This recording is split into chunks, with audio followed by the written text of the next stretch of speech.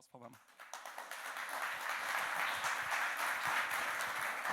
Hello, everyone. Yeah, sorry for the glitch of the projector. So thank you for Trooper for having us over here, especially talking about our research to a room of the active directory expert. It's truly our honors.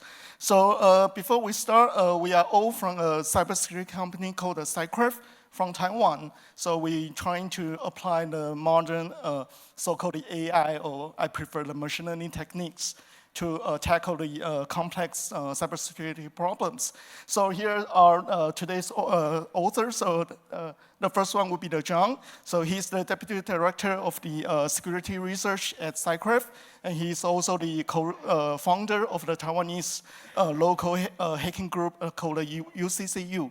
And he's also very passionate about sharing his technique and his research at the various of the technical conference, so such as the Black Hat and the Cold Blue Japan, Hikong Taiwan, and also Hacking the Boss.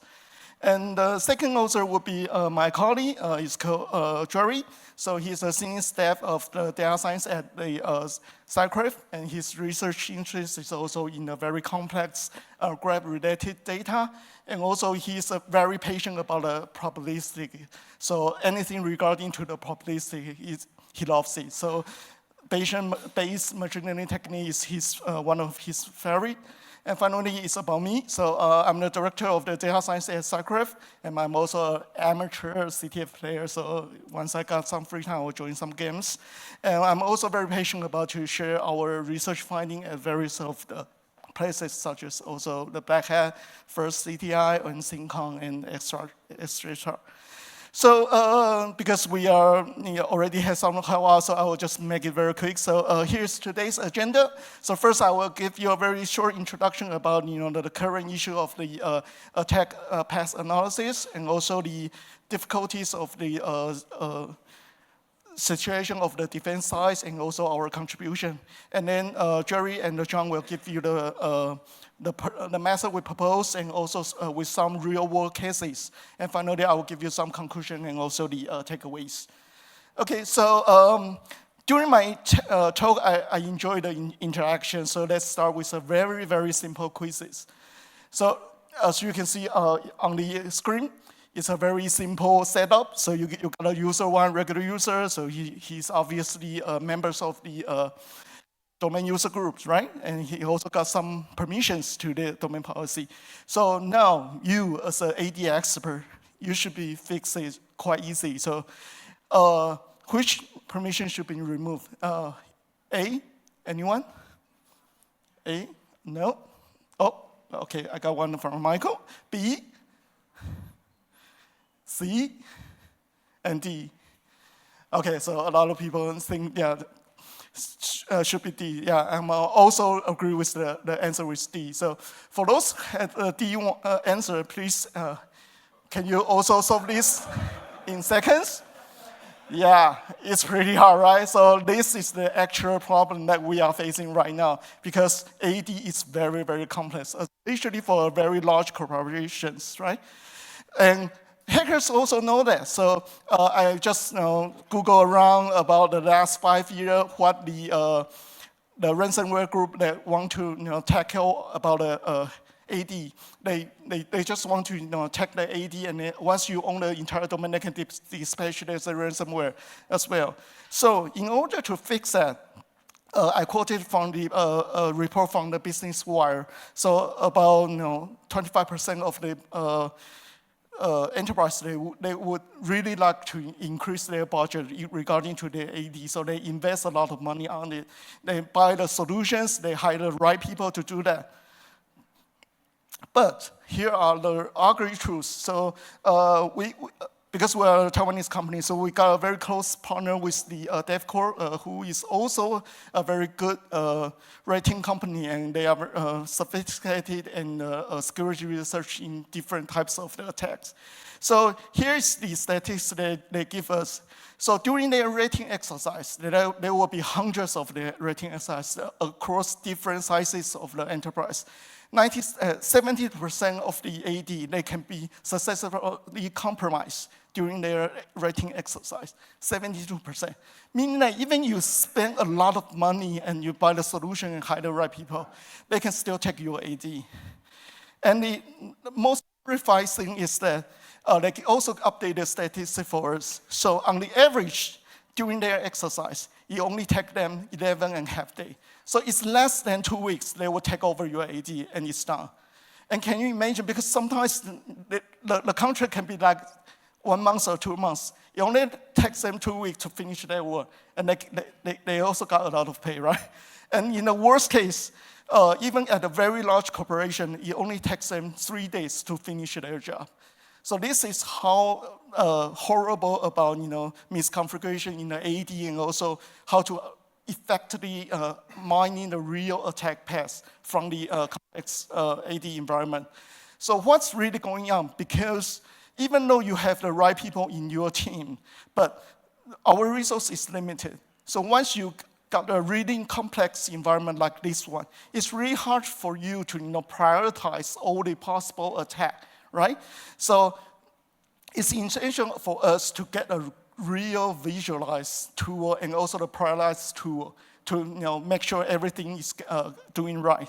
And fortunately, right now we got some real good open source tools. So for the visualization, we got the ADillesHeel, and we got the Forest Jury, and also famous Bloodhound. And for the priority tools, we also got the Pink Castle, the Blue Hound, and also the Pong Hound. So all these tools can help you to do that. So if that's true, why we are here? So let me quote from the John Lambert. He said, "The defender thinks in list." So that's why we got the all these priority tools to help you to prioritize all the attack paths. But as long as the hacker, they think in the graphs. So as long as this is true, hackers wins. So this is the real problem that we are facing right now, and this also brings up today's the issue that we want to tackle during this talk. So first is that when the scale of the no matter the ACL or the relationship is so big, how can you effectively calculate the entire attack path or find a remediation, including in a real large graph? And the second thing is that because it's too hard, it's too large, how can you effectively prioritizing all these problems? So that's why we are urging that we need a new system, a new algorithm to fix the problem like this. So the issue of the current analysis tool, I have to say thank you for these really brilliant tools, and I love it, but they still have problems. So for example, for the attack path discovery, among these tools, they are using a very traditional algorithms. So for example, they are using a Dijkstra algorithm to find the shortest path, and they use the A-star algorithm, which is a kind of the heuristic-based algorithm. So you have to write up your own rules and trying to ask the program to do that. So they got so much limited. And even though they are able to produce some result, it's not even close to a real whole pictures. And that's the problem that we want to fix. So you might think, okay, but they already give me a very cool visualization. Why should I need a bird's eye view of the entire AD system? Here's an example. So in this example, it's really clear for you guys, right? I got the two source S1 and S2, and I got a target D. And there are AGs need to be removed. So hypothetically, I can remove these two paths to do that, right? It's all based on the shortest path algorithm to do that. But it's easy for you to miss a one because this one is just one hop longer than the shortest path.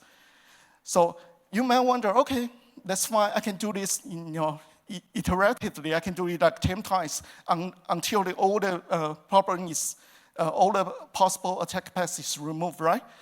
But did you ever think about how complex a real AD environment can be? So here's a real statistic from one of our Fortune 500 customers' data. It's just a branch of their AD setup. So their AD setup, they have approximately 25,000 AD objects. And also for the ages, they have around 150,000 AGs like the ACL permission, all those stuff. And the potential source of this branch, they got the 24 source. So that means that they have the 24 open-facing service or vulnerable target that we identify. And the potential target, they got, well, AKA the tier 0 asset, they got the 53. So another interaction. So how many possible attack paths do you think in this? Okay, so we got billions, good. Any others? Tens of billions, anyone?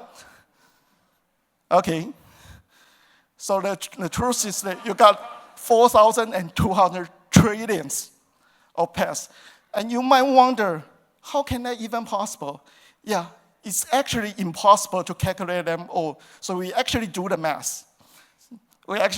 So we do the random sampling and trying to, trying the best fit of the closest distribution.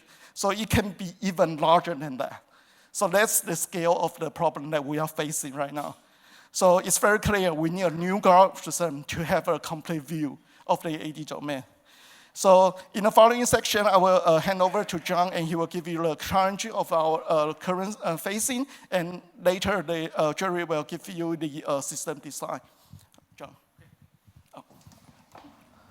Hi, I'm John, and I will explain the issue we encounter when doing our analysis. And before I start introduce the problem, just mention there are several ways to mitigate the active directory, solving the problem by the shorty path and the scan again by repeatedly. Or you can manage the SEL and use a manager structure like the AD3 tier model. And this year, there's a talk called Hidden Pathway in Trooper, and which is discussion about the ACL manager plan. If you are interested in use a manager structure to solve the ACL problem, maybe you can reference this talk. But in our field, we want to solve the attack path problem as in a few attacks as possible, because we don't want to do the repeatedly scan and the remove path and scan again. So when the analysts often encounter the 3 common problems. And these 3 problems depends each other and must solve one by one. So I will introduce about the first problem is a giant possible path. We use a project called Bedblock. Everyone knows Bloodhound, and maybe you use the Bedblock project too, because this Bedblock project will create a chaos active directory attack environment, right? And also, to illustrate how complicated the attack path, we only match the attack path length of just 3. But even in such attack path length, you see the attack graph is already too unreadable for humans. So if we increase the attack path for our Neo4j still running on today, And we want to show how the currently attack path is impossible to process today, but we use our algorithm to cluster the attack path. We calculate all attack paths and then cluster within in a cluster, and it can be seen each such this chaos environment like Bedblock. We still can analyze the critical attack path. And each circle represents the cluster, and means the node inside the cluster can control each other. So if you we have multiple nodes can retrieve to DNS admin, but we want to see the detail in this part. We can zoom in a little bit, and to see how exactly which node can control the DNS admin, or how many groups can control this account and to the DNS admin. So why we say giant possible paths? Because in the algorithm math, if you want to enumerate all attack paths to the destination, it's an NP hard problem. and Jerry will explain this kind of algorithm later. And if we have all attack paths, the second problem is because its attack graph is already unreadable for human. So we want to remove the attack paths, but how should we do? We need to determine which edge or node should be removed for most effective. So we need to ensure the target attack path or target node source node are fully removed from the graph. So like this one attack graph, we should remove these 3 edges, right? But we need to full attack graph. Why? Because maybe we have,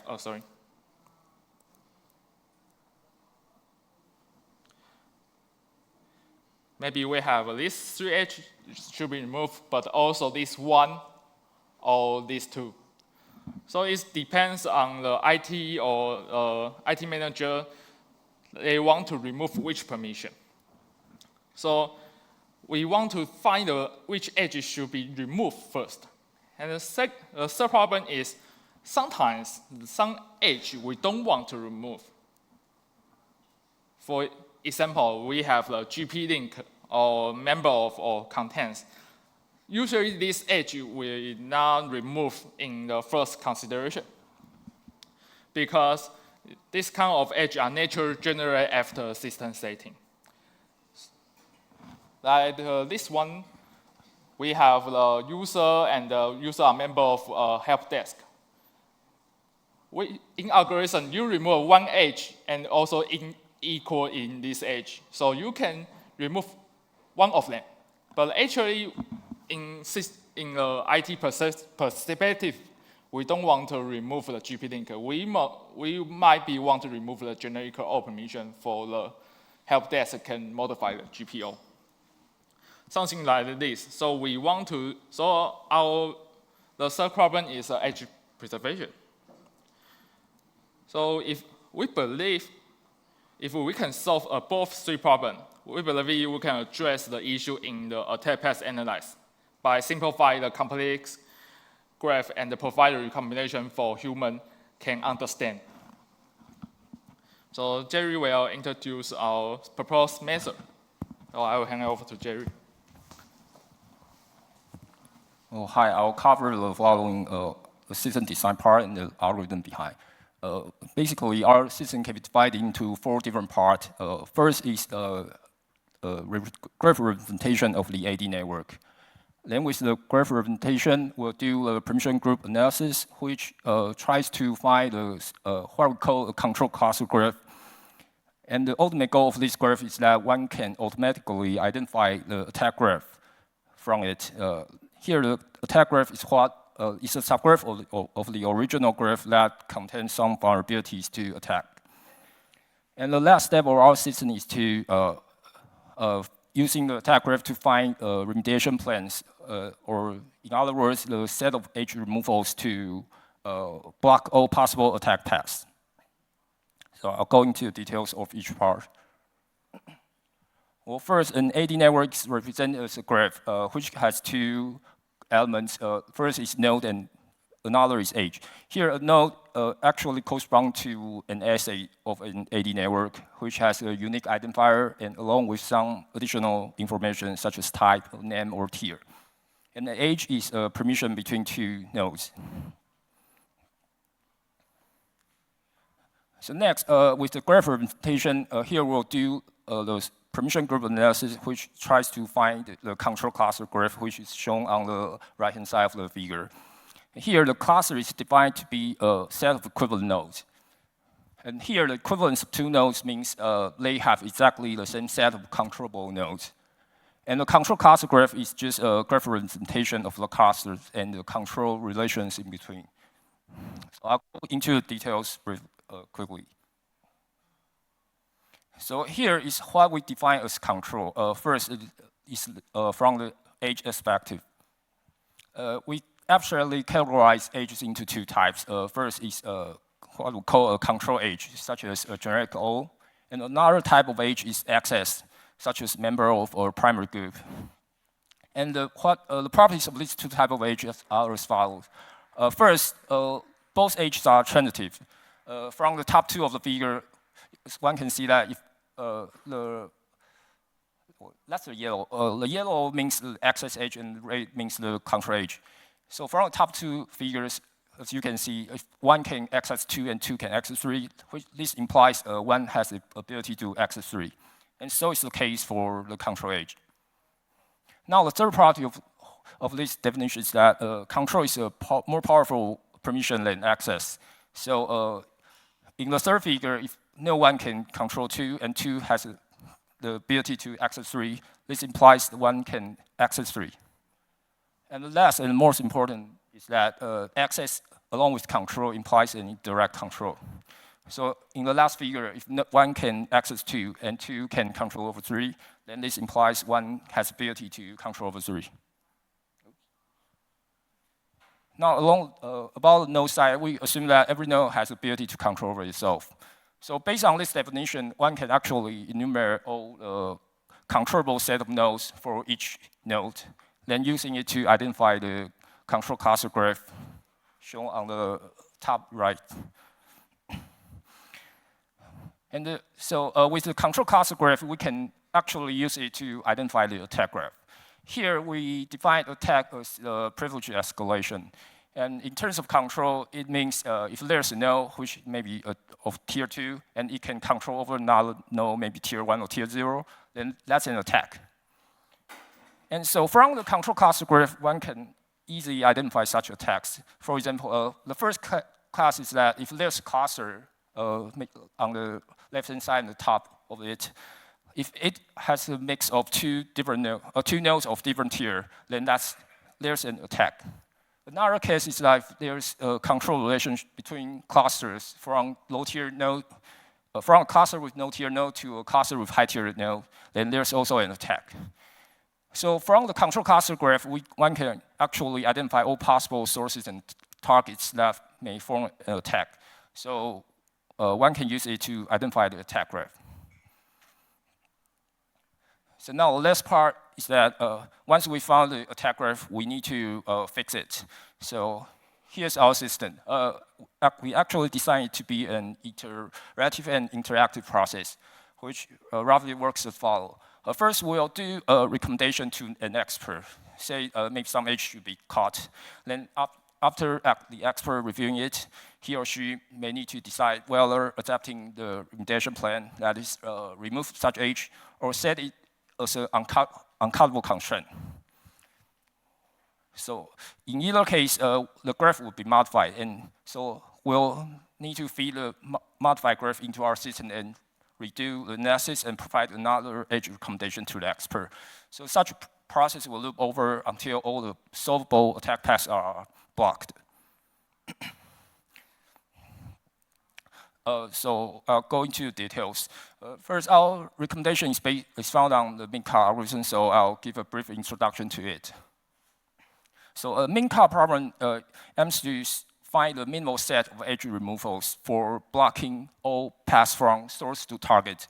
As shown on the figure, the red node means the source and the purple node means the target.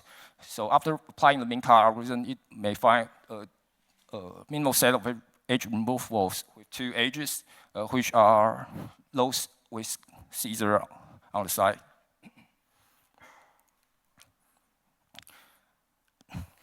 Okay, as previously John mentioned, sometimes there could be permissions that are not allowed to be caught. So that's what we call the constraint, which may be determined by the expert or some natural design.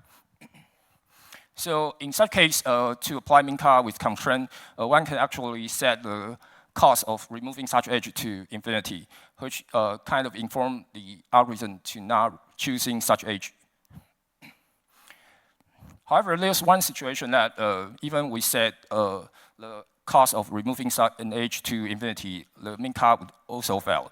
That is, if there's a direct path from source to target that are composed of uncuttable edges. As shown on the figure, there's a path with blue edge linked from red node to the purple node. So in this case, Minka cannot work. So here we study the constraint Minka problem. which is as follows. We want to find the minimal set of edge removals that block all cuttable source to target paths. So here, to clarify the idea, here's I manually enumerate all possible paths from the previous example. So actually, there are 13 of the attack paths, and among which 12 of them are what we call the cuttable, which means those paths contains at least one cuttable edge, which are colored with black.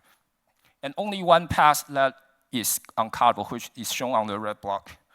So the constraint min cut problem wants to find a minimal set of edge removals for blocking all paths in the black block, while ignoring the one in the red block.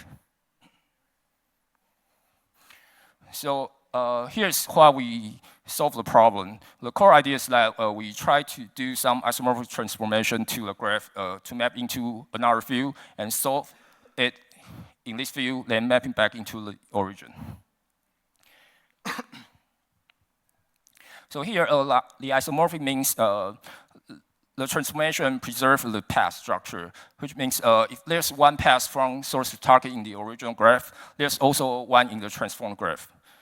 And how we do it, actually there are two operations involved. First is we do the no branch and rewire edges, which abstract speaking is try to separate the paths that are using cuttable edges and uncuttable edges separately. So as the example shown on the slide, a dark red node has an incoming edge that is uncuttable edge and also has an incoming edge that is cuttable. So we branch this node into two and rewire the cuttable edges for one and uncuttable edges to another. Then the next step is that we try to transform the consecutive uncuttable edges into a direct link. So as for example, there's a path segment that's routing from red node to dark red node into the purple node using uncuttable paths, uncuttable edges.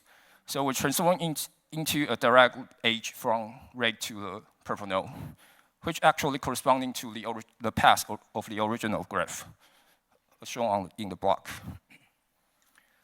So with this modification, one can actually remove all the source to target edges without affecting all the others due to the isomorphic property. So now with this transform and modify graph, one can actually apply min cut on it and find the solution and then map it back into the original graph. Now the last part of our algorithm is the prioritized recommendation. Since the constraint min cut find the overall solution at once, but experts need to decide executing the remediation one by one. So here's we need to design a priority scoring for experts. So here we design the scoring to be kind of source-oriented. So for each edge in the constraint min cut solution, we score it by the summation of all of the necessity of such edge to different sources, weighted by the risk score of such source. So here, the first term, the R of S term, it reflects the risk of exposing attack paths to different sources. So here we design it to be the count of the source facing different risky indicators, such as cabrostein, plain text password, or password attempts. And about the necessity term, since it should reflect how important an edge involved in forming the attack path from source S. So here we design it to be the fraction of all min cuts from S that containing such edge. To be more clear about the idea, we can see the top figure on the left-hand side. Here, in this case, there's one single source S and with two targets. And with applying min cut, one can actually find two equally good solutions, one with black scissors and another with orange scissors. So now let's see the three different edges. So the rightmost edge, it is actually required by both of the two min cut plans. So the necessity score will then be 1. As for the other two edges, is required only by one of the two main cards. So here, the necessity score will then be 0.5. So combining these two, one can actually computing the priority score of different ages. So that's basically the algorithmic part. So I'll hand over to John for the further case study. Okay.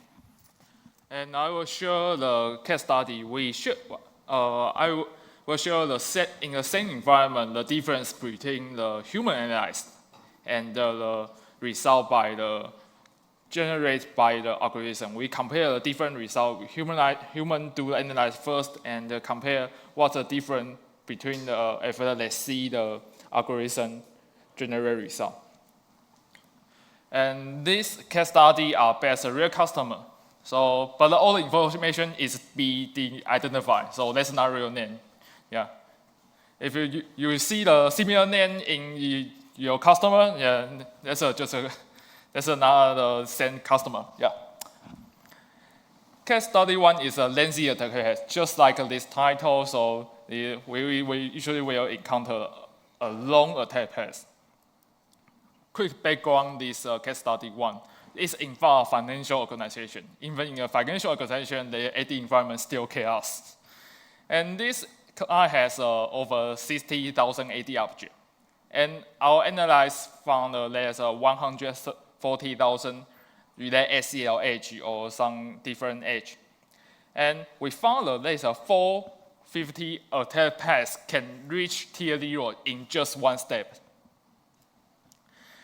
And in the right-hand side, we can, this is our algorithm diagram. And there's a legend and the color and means different. Like the gray one is OU or container, and the red one means the source, like a user or computer. Why we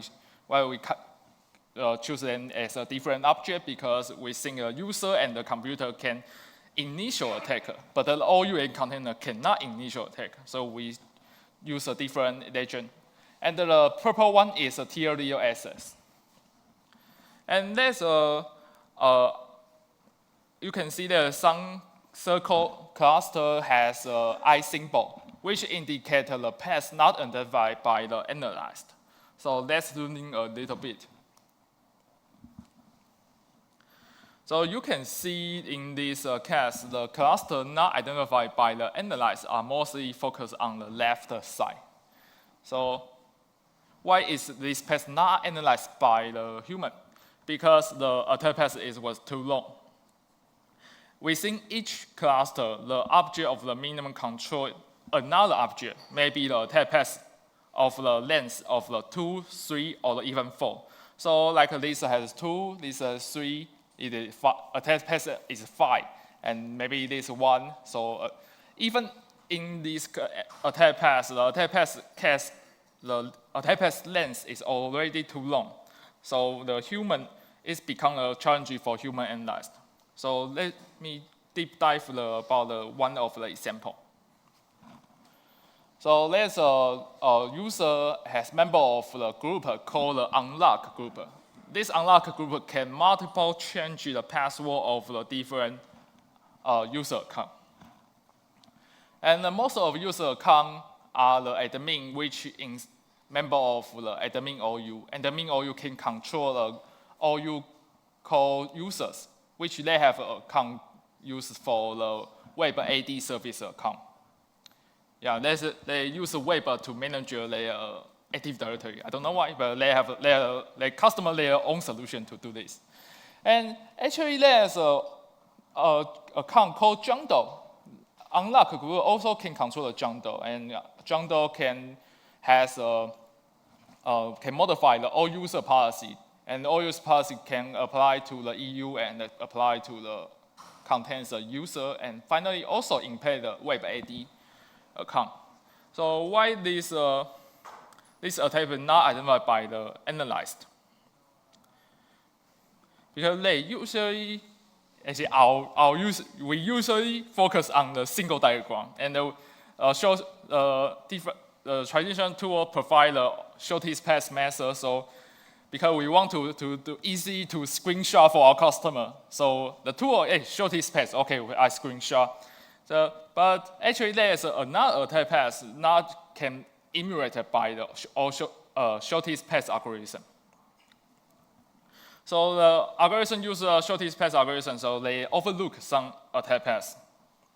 And because the attack path is too long, so we think, oh, this is not can easily understand by our customer. So we choose the all shortest path to make the screenshot more easy to understand. But also, in the same time, we miss some attack paths.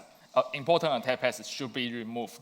So next time, maybe we remove this kind of attack path, but we need to discover the new attack path in the next scan.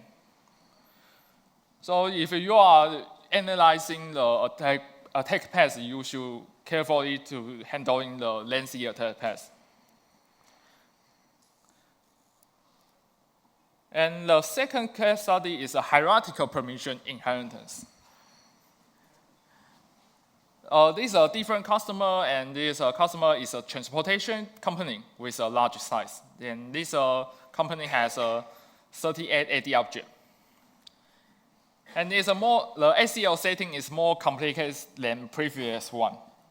And this diagram, we can identify which path was overlooked by the analyzer. Let's zoom in a little bit.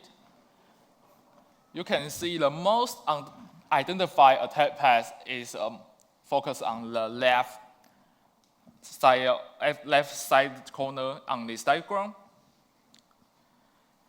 And in this case study, the unidentified attack paths by analysts including multiple permission, like the next group include another group as a member, and the GPO can provide.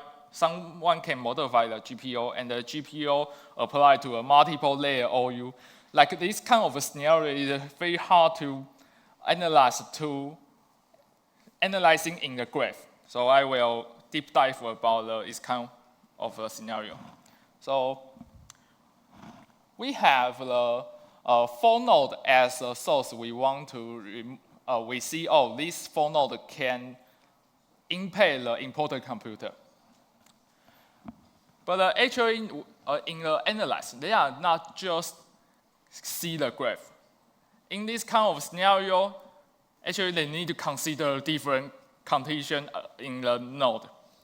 When analyzing a attack path, they are not just focused on the edge, but also the node property, like the GPO enforce, OU has settings such as is block inheritance or ACL protect. So you need to consider the multiple conditions. So this complication can lead to analyze overlook certain paths. So let's have 10 seconds. Maybe we can take a look about which red node can really impact to the important computer. So because the analyst need to check, oh, this one has enforced, so this probably can impact the important computer, but there's has block inheritance is true. So they need to consider, wow, does this will impact to this important computer? So actually, the only GPO1 SRV and GN can impact this important computer. So this is a challenge for the analyst because they need to consider, they check the graph and then they need to check a node one by one. So it's a challenge for them. So back to this diagram, so because our analysts overlook one node setting and they lead the multiple cluster not identified when they generate report to our client. So the case study 3 is prioritizing attack path for mitigation. So same customer with case study 2. We generate all 4 attack paths to the TRO. Actually, there is a loop between the node, but because our line style is straight, so you may not be see the difference.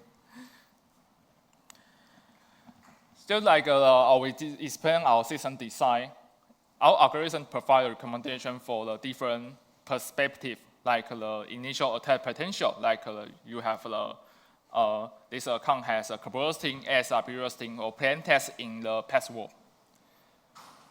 And also provide information about how many users can through this edge to the TRO access. If there's 1,000 users can use this edge to the TRO access, we should remove this edge first. So in this case study, our analysis based on the initial risk select 6 nodes, because they select these 6 nodes to the customer and ask them they want to remove. So we use our algorithm select the same 6 nodes, and our algorithm tells us you should remove this highlight edge, and this 6 node cannot get into the TRO object. So I will introduce about the recommendation set about this highlight edge. So like this one, the CA ops is a node we want to keep permission because it is a customer service account. They use this service account to manage the certificate template setting. And the regional user is a node we want to remove from the graph.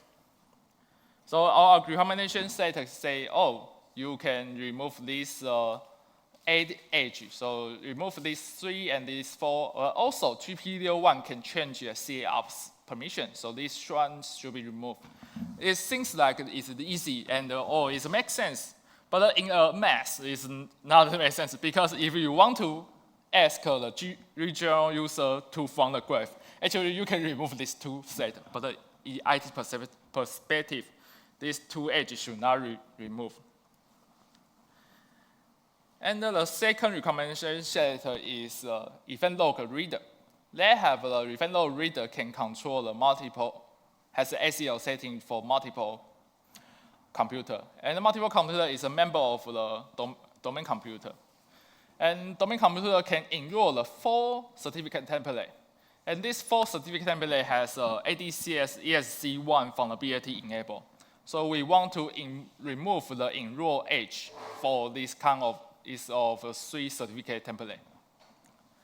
And in the same time, there's a GPO denied user can modify the group policy called I11 policy. And I11 policy apply to the full domain.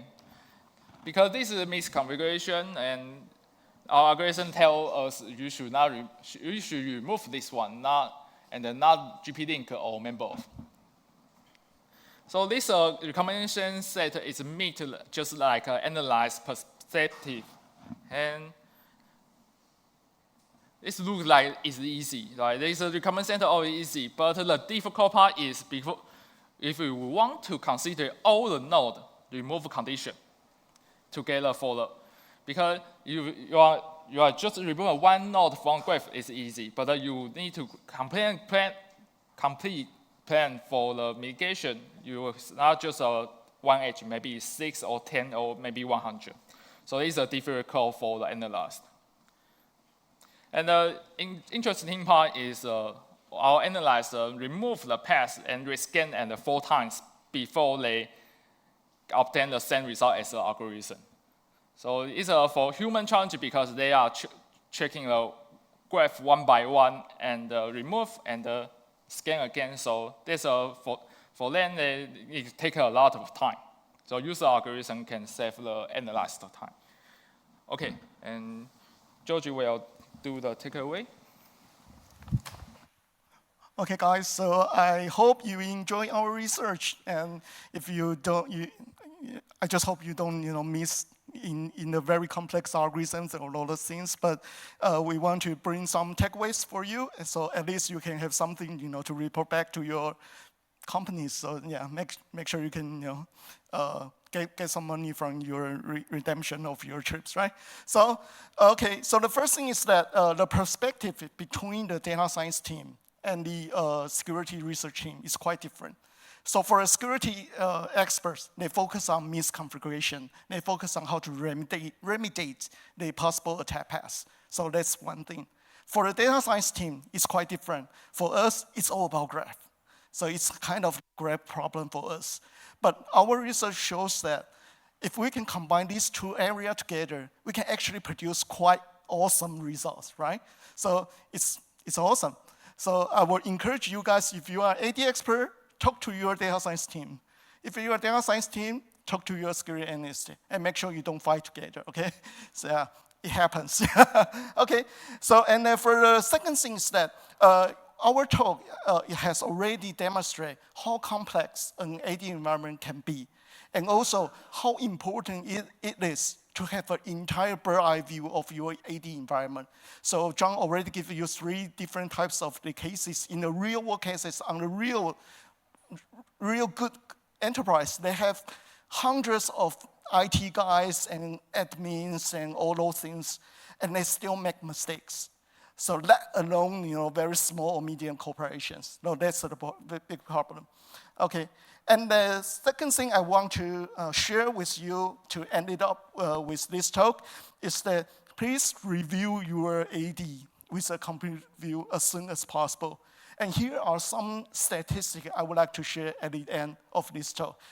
By applying all these statistics collected from our customer, by applying our solution. So the first thing is that the actual number of tier 0 AD account is on average 5.8 times more than admin they believe. That's crazy. So I can give you a very quick story. So one of our customers is a top tier semiconductor manufacturer, and they produce, well, someone is smiling, yeah. I couldn't reveal the name, yeah, but I'm from Taiwan, so well, it narrows down the list, right? So they are extremely rich. They buy all the solutions. So, and they ask for us, to do to perform to help them to examine their AD.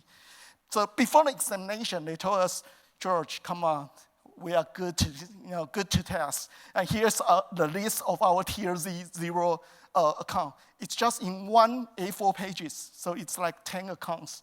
And after we performed our algorithm on their side, and we found there are more than 500 accounts that can control the entire domain.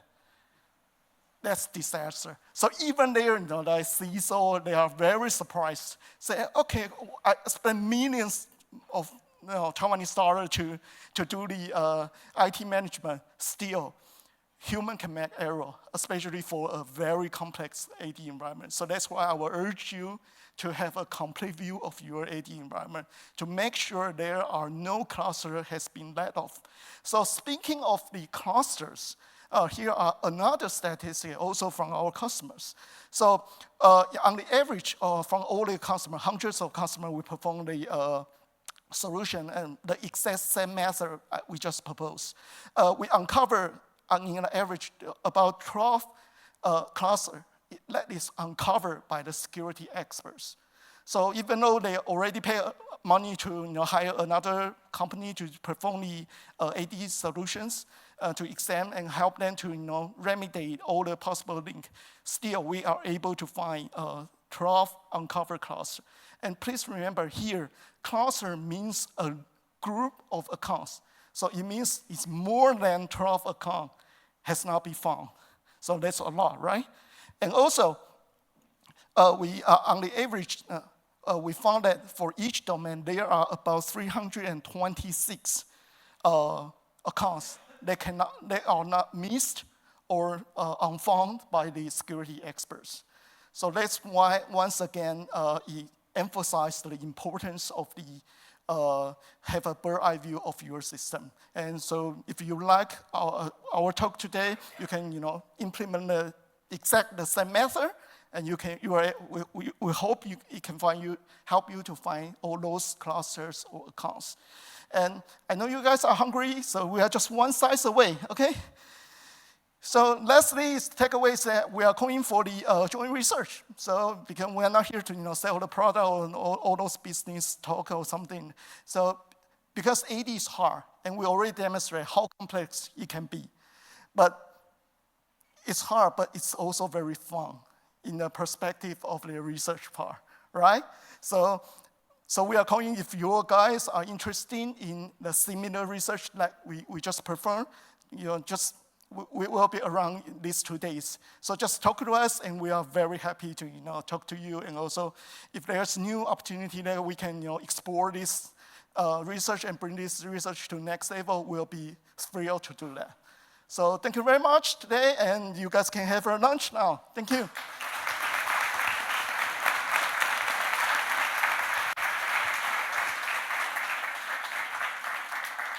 Thank you guys for the really interesting talk. Are there any questions? Hi, yeah, so I studied at the Faculty of Mathematics and Physics, so I really appreciate the graph theory in the talk and stuff. But as a security analyst, when using Bloodhound, do you maybe have a plugin which would apply the clustering and the min-cut algorithm so that I can visualize it during the analysis, maybe? Thanks.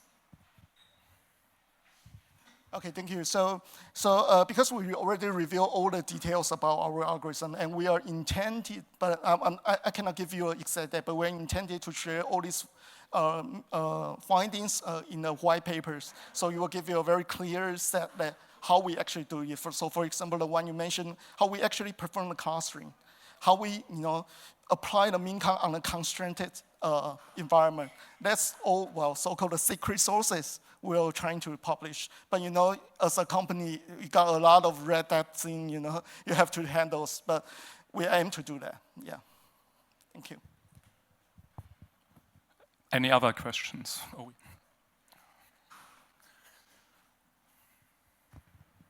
Thanks. So kind of related question. Since you are using graph theory, can you actually prove it, that the graph transformation is without loss? I think that will be one of the secret sources. Second part, do you think the two-dimensional is the right way to visualize it, or maybe higher feature vectors? Is there some research on your side?